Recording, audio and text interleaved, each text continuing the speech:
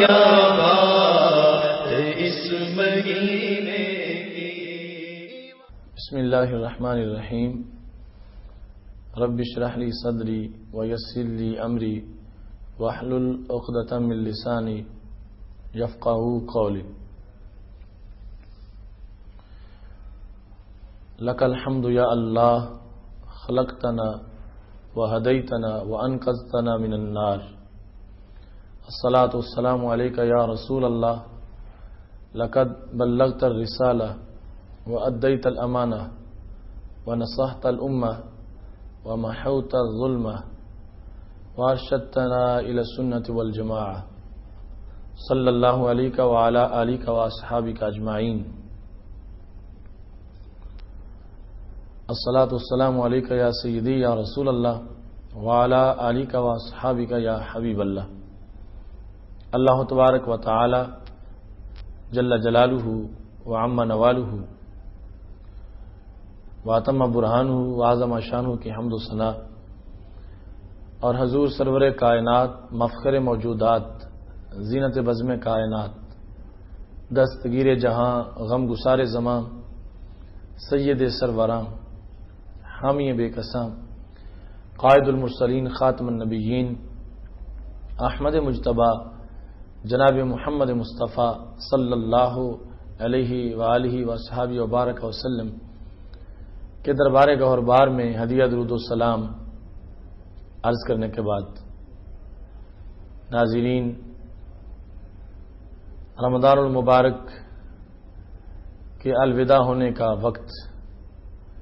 دن بدن قریب آ رہا ہے. ایسے لمحات میں ہم اپنے پروگرام فضائل رمضان میں آج اس موضوع پر گفتگو کریں گے، رمضان المبارک کے بعد کی منصوبہ بندی. چونکہ یہ وقت کا پہیہ کسی کا انتظار نہیں کرتا اور یہ مسلسل رواں دواں ہے.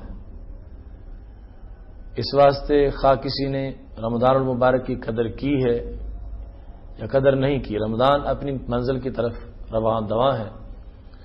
اور بالکل چند دنوں کے بعد ہم سے رخصت ہونے والا ہے. تو ہمیں رمضان المبارک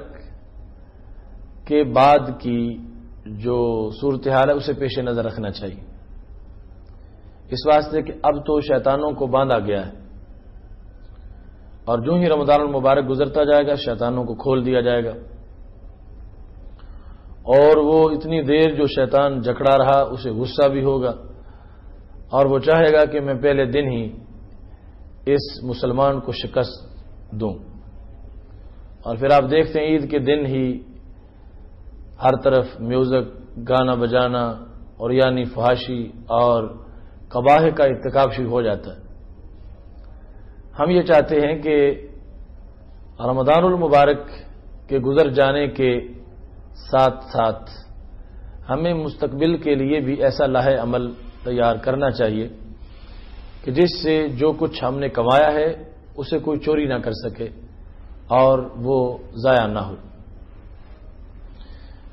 اس سلسلہ میں ایک بہت بڑا کام نفلی روزوں کا ہے. حضرت ابو ایوب انصاری رضی اللہ تعالی عنہ روایت کرتے ہیں کہ رسول اللہ صلی اللہ علیہ وسلم نے ارشاد فرمایا ہے، من صام رمضان ثم اتبعه ستة من شوال کان کصیام الدہر، کہ جس شخص نے رمضان المبارک کے روزے رکھے اور اس کے بعد پھر اس نے شوال کے 6 روزے رکھے تو ایسے ہے جس طرح کہ اس نے دہر کا روزہ رکھا. دوسری روایت میں جس طرح اس نے سال بھر روزہ رکھا. چونکہ الحسنۃ بعشر امثالھا، ایک نیکی پر 10 گنا اضافہ کیا جاتا ہے. تو اس قانون کے مطابق یہ 30 روزے جو رمضان کے ہیں ان کو 10 گنا بڑھایا جائے گا تو 300 بن جائیں گے اور 6 روزے جو بعد میں ہوں گے ان کو 10 گنا بڑھایا جائے گا تو 360 بن جائیں گے. اس طرح یعنی پورا رمضان المبارک اور شوال کے جو پورے روزے ہیں ان کو ملانے سے سال بھر کے روزے انسان کو میسر آ جائیں گے۔ اس میں یقیناً روزے کا جو بحثیت روزہ ایک ثواب ہے اور اس کی حکمت ہے وہ علیحدہ ہے، لیکن رمضان المبارک کے بعد جو یک بار شہوتوں کا اور خواہشات کا حملہ ہوتا ہے، اس حملے کو روکنے کے لیے یہ 6 روزے انسان کو پھر بطور ڈھال کے دیے گئے، تاکہ ایسا نہ ہو کہ شیطان فوراً کھلے اور اس مومن کو وہ شکست دے۔ اسے مزید کچھ وقت کے لیے پاور دلانے کے لیے 6 نفلی روزے جو ہیں ان کا اہتمام کیا گیا۔ اور روزہ اگرچہ نفلی بھی ہو، اس میں بندے کو کیا میسر آتا ہے اس کا اندازہ رسول اللہ صلی اللہ علیہ وسلم کے اس فرمان سے ہوتا ہے جو بخاری شریف اور مسلم شریف میں موجود ہے۔ حضرت ابو سعید خدری رضی اللہ تعالیٰ عنہ اس کی روایت کرتے ہیں، کہتے ہیں قال رسول اللہ صلی اللہ علیہ وسلم من صام یوما فی سبیل اللہ بعد اللہ وجہہ عن النار 70 خریفا۔ حضرت ابو سعید خدری رضی اللہ تعالیٰ عنہ یہ کہتے ہیں کہ رسول اللہ صلی اللہ علیہ وسلم نے ارشاد فرمایا ہے، جس بندے نے ایک دن کا روزہ اللہ کے راستے میں رکھا، خالق کائنات جل جلالہ اس کے چہرے کو جہنم سے 70 سال کے فاصلے پر دور کر دے گا۔ یعنی 70 سال چلنے سے جتنا فاصلہ طے ہو سکتا ہے اتنی دوری اس بندے کو جہنم سے میسر آئے گی، یعنی جہنم سے محفوظ ہو جائے گا، جنت کا مالک بن جائے گا۔ کیا اس نے کیا ہے؟ اس نے ایک روزہ رکھا ہے۔ اس سے پتہ چلتا ہے کہ وہ ایک نفلی روزہ جو ہے وہ بھی کوئی معمولی سا کام نہیں، بہت بڑا کام ہے، اور اس کے اندر اجر و ثواب اتنا زیادہ ہے کہ انسان کو اگر اس بات کی پوری طرح خبر ہو جائے تو وہ کبھی بھی شیطان کی ہتھ کنڈوں کا شکار نہ ہو، اور ایسی نیکیوں کی وجہ سے وہ ہمیشہ اپنے دامن کو ہر قسم کی آلودگی سے محفوظ رکھے۔ دوسرے مقام پر سیدنا ابو ہریرہ رضی اللہ تعالیٰ عنہ سے یہ مروی ہے کہ رسول اللہ صلی اللہ علیہ وسلم نے ارشاد فرمایا ہے من صام یوما ابتغاء وجہ اللہ، جس نے ایک دن کا روزہ محض رب ذوالجلال کی رضامندی کے لیے رکھا،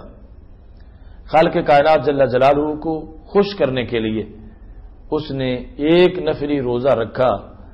بعد اللہ من جہنم کا بود غراب طائر فهو فرخ حتى مات حرما، اس بندے کو رب ذوالجلال جہنم سے اتنا دور کر دے گا کہ ایک کوا بالکل وہ چوزا ہو تو اڑنا شروع کرے۔ یہ خاص قسم کا ایک کوا ہے جو بہت طویل سفر کرتا ہے، وہ سفر کرتے کرتے بوڑھا ہو کے مر جائے تو جتنا وہ سفر طے کرتا ہے اس مسافت کے برابر ایک روزے کے عوض میں خالق کائنات جل جلالہ اس مومن کو جہنم سے دور فرما دیتا ہے۔ تو رمضان المبارک کے بعد کی جو ایک پالیسی ہے اس میں یہ ہے کہ گاہے بگاہے نفلی روزوں کا پھر بھی اہتمام کیا جائے تاکہ رمضان المبارک کی یاد بھی تازہ ہوتی رہے اور اس دشمن کے مقابلے میں ہمیں مزید کمک ملتی رہے تاکہ اس سے مقابلہ اچھے طریقے سے کیا جا سکے۔ اور اس میں یہ جو 6 روزے شوال کے ہیں یہ ضروری نہیں ہے کہ عید الفطر کے بعد فوراً پہلے دن روزہ رکھا جائے، نہیں، اگر پہلے دن نہ بھی رکھا جائے تو بعد میں بھی یہ روزے رکھے جا سکتے ہیں، ان میں ایسی کوئی پابندی نہیں ہے۔ رمضان المبارک کے گزر جانے کے بعد کی جو منصوبہ بندی ہے اس کے لحاظ سے یہ بات بڑی ضروری ہے، کسی چیز کو حاصل کرنا اتنا مشکل نہیں ہوتا جتنا اس چیز کو باقی رکھنا مشکل ہوتا ہے۔ تقوی کا جو معیار بندے کو میسر آیا رمضان المبارک کے اندر، ہر بندہ محسوس کرتا ہے کہ وہ تلاوت قرآن مجید پہلے کے نسبت زیادہ کرتا رہا اور صدقہ و خیرات اس نے زیادہ کیا، اور اس کے سوا اس نے نماز پنجگانہ باجماعت پڑھی، تراویح بھی پڑھتا رہا، دن بھر روزہ رکھا، ایسے اعمال صالحہ اس کے دامن میں موجود ہیں۔ ان اعمال سے اس نے اپنے دل کی زمین کو جو بنجر تھی آباد کر لیا، سجدوں کا پانی دے کر، تلاوت قرآن مجید کی وجہ سے اس پر بوندا باندی ہوئی، دل کی زمین پر اس نے مجاہدہ سے ہل چلایا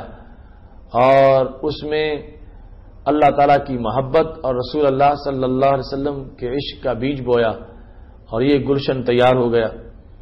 اتنے دنوں کی محنت سے دل میں انقلاب آیا، دل کے اندر ایک بہار آ گئی۔ اب جس وقت عید کا دن آتا ہے تو یہ پہلا دن ہے مقابلے کا دن۔ حدیث مصطفیٰ صلی اللہ علیہ وسلم میں تو یہاں تک ہے کہ جس وقت ایک شخص ویسے نماز پنجگانہ پڑھنے مسجد میں آ جائے تو جس وقت وہ نماز پڑھ کے باہر نکلتا ہے تو شیطان آپس میں ایک دوسرے کو آواز دیتے ہیں کہ سارے اکٹھے ہو جاؤ، یہ نماز پڑھ کے باہر آ رہا ہے، ابھی اس پر حملہ کریں گے۔ یعنی ایک آدھا گھنٹہ جو مسجد میں رہ کے باہر نکل رہا ہے اس کے لیے شیطانوں نے اتنی تیاری کر لی، اس کو بچھاڑنا چاہتے ہیں۔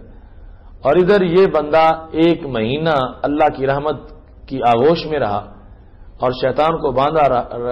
رب ذوالجلال نے باندھے رکھا۔ اب جس وقت یہ اس ماحول سے باہر نکلتا ہے، عید کا چاند طلوع ہو جاتا ہے، تو اس وقت شیطانوں کو جس قدر غصہ ہے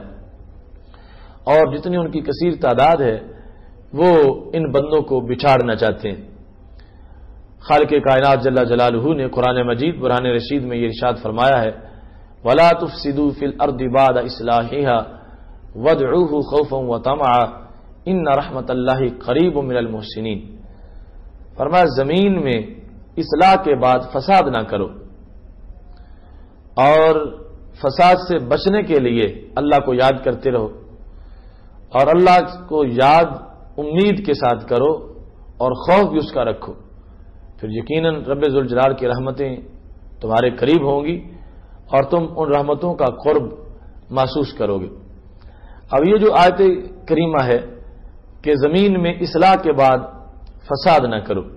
یعنی رمضان المبارک میں نیکی کی، بنجر زمین کو زرخیز بنایا، آباد کیا۔ اب جو ہی رمضان گزرتا جائے اگر بندہ پھر غفلتوں کی وادیوں میں کھو گیا اور عصیان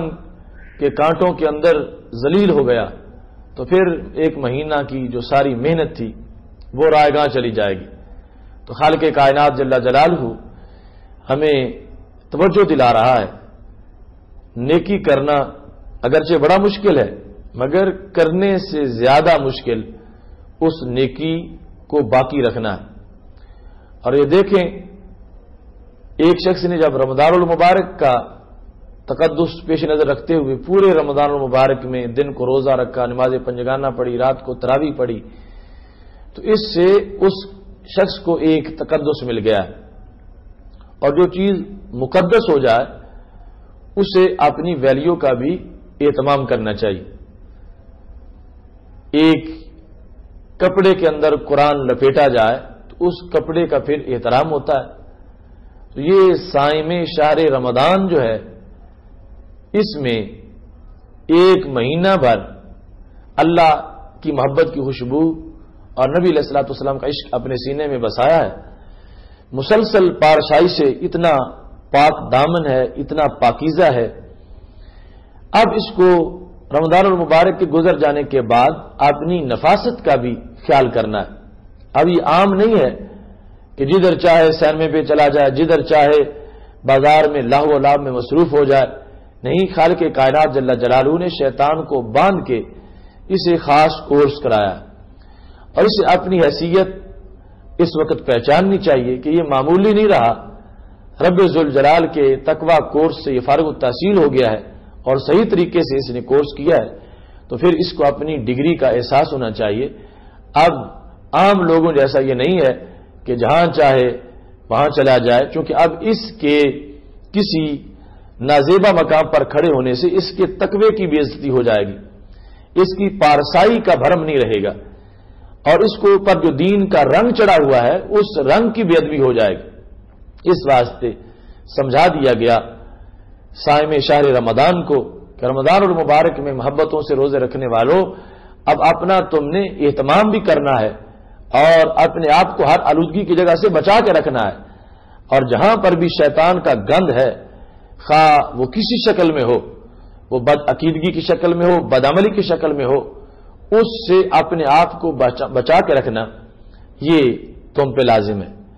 تو رمضان المبارک کے بعد کی پالیسی کے لحاظ سے اس آیت کریمہ کو اپنے پیش نظر رکھنا چاہیے، اور جس قدر اصلاح ہو چکی ہے اس سے نیچے نہیں گریڈ جانا چاہیے، اس سے آگے کام ہونا چاہیے۔ قرآن مجید برہان رشید میں خالق کائنات جل جلالہ نے ایک عورت کا تذکرہ کیا جس کا نام جعیرانہ تھا، جس کے نام پر آج وہ جعیرانہ جگہ مشہور ہے جہاں سے بڑے عمرے کا احرام باندھا جاتا ہے۔ تو وہ عورت کیا کرتی تھی؟ دن بھر سود کاٹتی رہتی تھی، تو بڑی محنت بڑی مشقت سے وہ سب کچھ کرتی تھی، لیکن جب شام کا وقت ہوتا تھا تو اپنا کاٹا ہوا سب سود جو تھا اس کو توڑ دیتی تھی، سب دھاگے توڑ دیتی تھی۔ تو وہ مشہور تھی کہ وہ احمق ہے، پاگل ہے، اور دن بھر کی کمائی کو وہ رائیگاں کر دیتی ہے۔ خالق کائنات جل جلالہ نے کتنے خوبصورت اسلوب کے اندر یہ کہا، وَلَا تَكُونُوا كَالَّتِي نَقَضَتْ غَزْلَهَا مِن بَعْدِ قُوَّةٍ أَنْكَاثًا، فرمایا تم اس عورت کی طرف نہ بن جاؤ، اس عورت کی طرح، وَلَا تَكُونُوا كَالَّتِي نَقَضَتْ غَزْلَهَا، جس نے اپنا کاٹا ہوا توڑ دیا، صحیح بنایا اور پھر توڑ دیا، اس نے محنت رائیگاں کر دی اور اس نے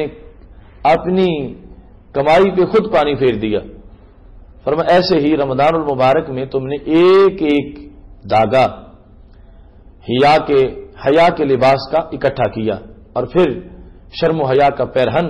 تمہیں میسر آیا، ایک ایک دھاگے سے تقوی کا لباس تم نے بنایا، اور پھر لباس تقوی تجھے میسر آیا۔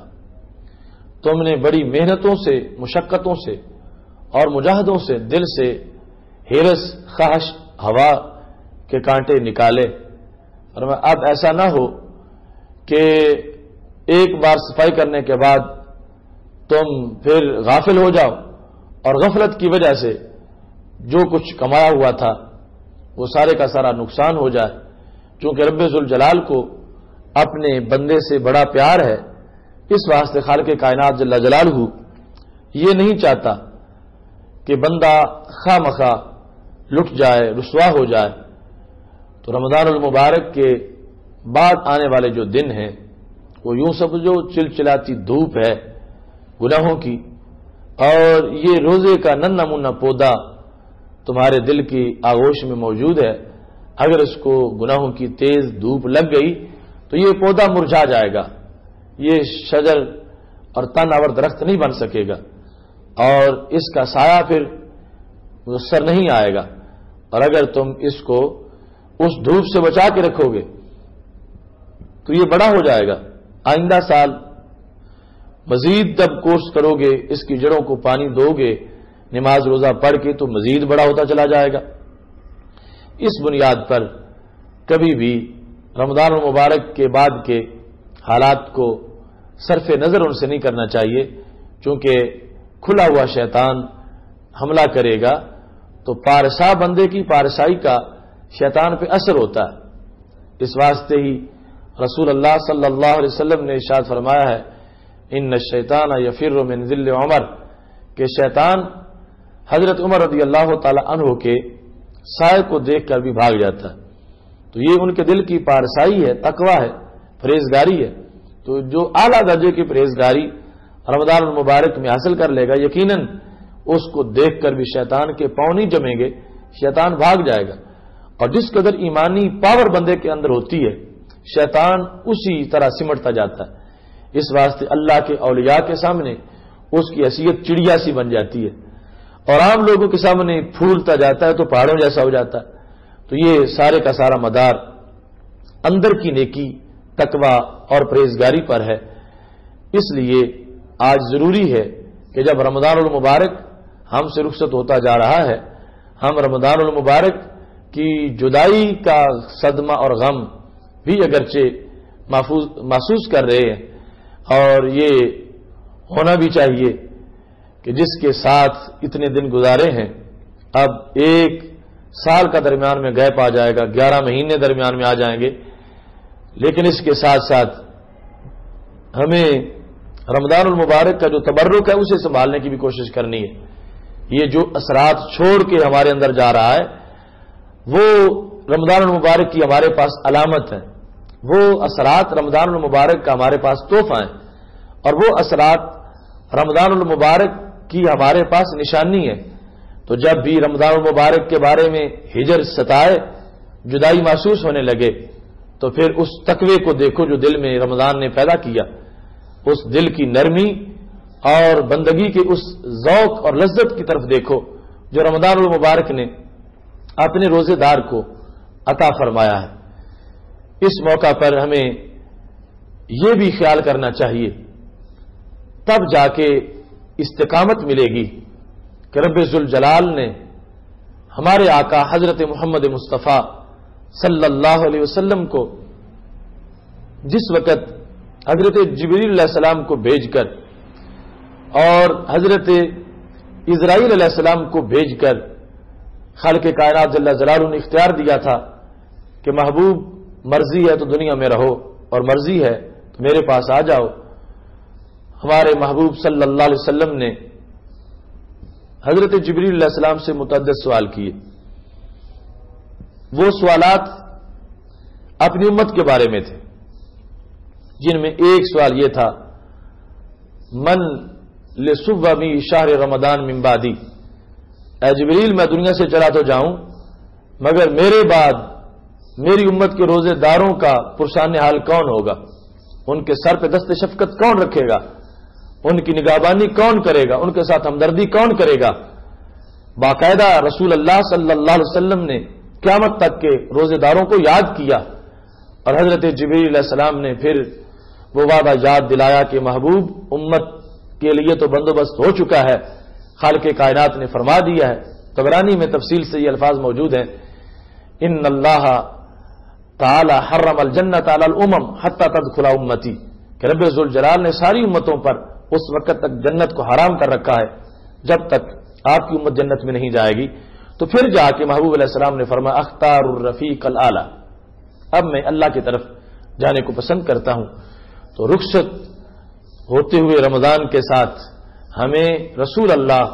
صلی اللہ علیہ وسلم کے دربار میں صلاۃ والسلام کا نذرانہ بھی ضرور پیش کرنا چاہیے کہ جن کے صدقے ایمان اور عرفان کی عظمتیں میسر آئی ہیں، انہیں کبھی بھی بھولنا نہیں چاہیے جو ہمیں کبھی نہیں بھولے، اور ہر موقع پر یاد رکھا اور اللہ تعالیٰ سے خصوصی رحمتوں کا ہمارے لیے اہتمام کیا۔ آخر میں ناظرین آپ کی توجہ بالخصوص رسول اللہ صلی اللہ علیہ وسلم کے 2 فرمودات کی طرف مبذول کرانا چاہتا ہوں۔ ایک تو یہ کہ ہمارے آقا صلی اللہ علیہ وسلم نے فرمایا لکل شیء زکات و زکات الجسد الصوم، ہر چیز کی ایک زکات ہوتی ہے اور جسم کی زکات روزہ ہے۔ اب زکات نکلنے سے جسم ستھرا ہوا، زکات جب مال کی نکل جاتی ہے تو پیچھے نظافت اور طہارت آ جاتی ہے۔ تو اب یہ ہے تقاضا رمضان المبارک کے گزر جانے کے بعد کہ اگر دوبارہ جسم نے گندگی میں ڈوب جانا ہے اور دوبارہ اس نے غلاظت میں ملوث ہو جانا ہے تو پھر زکات نکالنے کا فائدہ کیا ہوگا؟ زکات نکالنے کا فائدہ یہ ہے کہ جو جسم کو طہارت مل گئی ہے اس طہارت کو برقرار رکھا جائے اور اس میں کوئی فرق نہ آنے دیا جائے۔ ایسے ہی رسول اللہ صلی اللہ علیہ وسلم نے فرمایا لکل شیء باب، ہر چیز کا ایک دروازہ ہوتا ہے. وباب العبادت الصوم، عبادت کا دروازہ روزہ ہے. تو پتہ کیا چلا، رمضان المبارک کے روزے رکھ کے بندہ عبادت کے دروازے تک پہنچ گیا ہے. دروازے پر جا کے پھر واپس مڑ جانا، دروازے پر جا کے پھر پلٹ آنا، اس سے زیادہ اور حماقت کیا ہو سکتی ہے؟ دور دراز کا سفر طے کر کے روزے کے مجاہدے اور مشقت کو برداشت کر کے جس وقت عبادت کے دروازے تک پہنچ چکے ہیں ہم، تو پھر آگے تو اس سے راہیں مزید کھلیں گی اور مزید عزتیں ملیں گی انشاءاللہ، اور مزید نور ملے گا اور عبادت کا سرور ملے گا، اور مختلف عبادات کی طرف یہ روزہ ہمیں پہنچائے گا. تو یہ سب کچھ تب ہی ہو سکے گا کہ ہم جو کمایا ہے اس کی نگہبانی کریں گے اور اس کی پاسبانی کریں گے. میری دعا ہے رب ذوالجلال رمضان المبارک کے ان لمحات میں کہ جب ہم سے جدا ہوتا جا رہا ہے، خالق کائنات جل جلالہ ہمیں اپنے مستقبل کو محفوظ رکھنے کی توفیق عطا فرمائے، اور جو کچھ ہم روزے کی شکل میں ہم نے کیا اللہ ہمارے عمل سے کہیں زیادہ ہمیں جزا عطا فرمائے، اور پھر آئندہ کے لیے اس کو محفوظ رکھنے کی بھی توفیق عطا فرمائے تاکہ اگلے رمضان المبارک میں اس سے آگے کا سفر کیا جا سکے. وآخر دعوانا ان الحمد للہ رب العالمین. جو اٹھا دل کے مانگ نور آیا، جو اٹھا دل کے مانگ نور آیا، وہاں کیا بات اس مہینے کی، وہاں کیا بات اس مہینے کی. نور ہی نور ہر طرف چھایا،